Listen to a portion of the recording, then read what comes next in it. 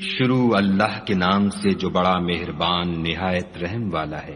اے پیغمبر صلی اللہ علیہ وآلہ وسلم، مسلمانوں سے کہہ دو کہ جب تم عورتوں کو طلاق دینے لگو تو ان کی عدت کے شروع میں طلاق دو اور عدت کا شمار رکھو، اور خدا سے جو تمہارا پروردگار ہے ڈرو، نہ تو تم ہی ان کو ایام عدت میں ان کے گھروں سے نکالو اور نہ وہ خود ہی نکلیں، ہاں اگر وہ صریح بے حیائی کریں تو نکال دینا چاہیے، اور یہ خدا کی حدیں ہیں، جو خدا کی حدوں سے تجاوز کرے گا وہ اپنے آپ پر ظلم کرے گا۔ اے طلاق دینے والے، تجھے کیا معلوم، شاید خدا اس کے بعد کوئی رجعت کی سبیل پیدا کر دے۔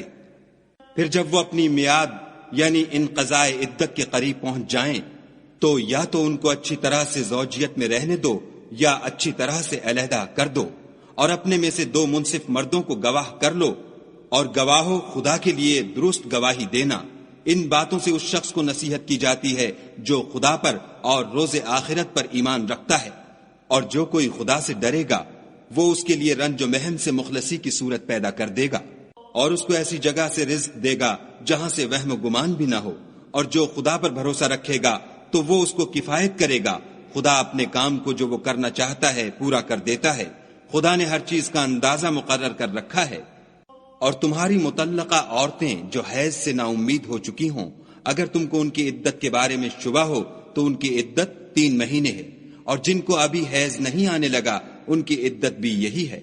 اور حمل والی عورتوں کی عدت وضع حمل یعنی بچہ جننے تک ہے،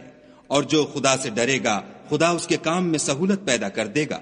یہ خدا کے حکم ہیں جو خدا نے تم پر نازل کیے ہیں، اور جو خدا سے ڈرے گا وہ اس سے اس کے گناہ دور کر دے گا اور اسے اجر عظیم بخشے گا۔ مطلقہ عورتوں کو ایام عدت میں اپنے مقدور کے مطابق وہیں رکھو جہاں خود رہتے ہو، اور ان کو تنگ کرنے کے لیے تکلیف نہ دو، اور اگر حمل سے ہوں تو بچہ جننے تک ان کا خرچ دیتے رہو۔ پھر اگر وہ بچے کو تمہارے کہنے سے دودھ پلائیں تو ان کو ان کی اجرت دو، اور بچے کے بارے میں پسندیدہ طریق سے موافقت رکھو، اور اگر باہم ضد اور نا اتفاقی کرو گے تو بچے کو اس کے باپ کے کہنے سے کوئی اور عورت دودھ پلائے گی۔ صاحب وسعت کو اپنی وسعت کے مطابق خرچ کرنا چاہیے، اور جس کے رزق میں تنگی ہو وہ جتنا خدا نے اس کو دیا ہے اس کے موافق خرچ کرے۔ خدا کسی کو تکلیف نہیں دیتا مگر اسی کے مطابق جو اس کو دیا ہے، اور خدا ان قریب تنگی کے بعد کشائش بخشے گا۔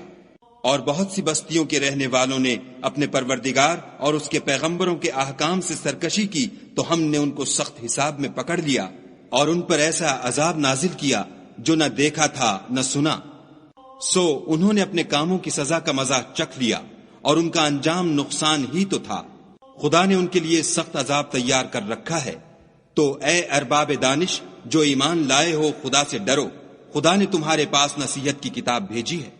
اور اپنے پیغمبر بھی بھیجے ہیں جو تمہارے سامنے خدا کی واضح المطالب آیتیں پڑھتے ہیں، تاکہ جو لوگ ایمان لائے اور عمل نیک کرتے رہے ہیں ان کو اندھیرے سے نکال کر روشنی میں لے آئیں، اور جو شخص ایمان لائے گا اور عمل نیک کرے گا ان کو باغہائے بہشت میں داخل کرے گا، جن کے نیچے نہریں بہ رہی ہیں، ابد الآباد ان میں رہیں گے۔ خدا نے ان کو خوب رزق دیا ہے۔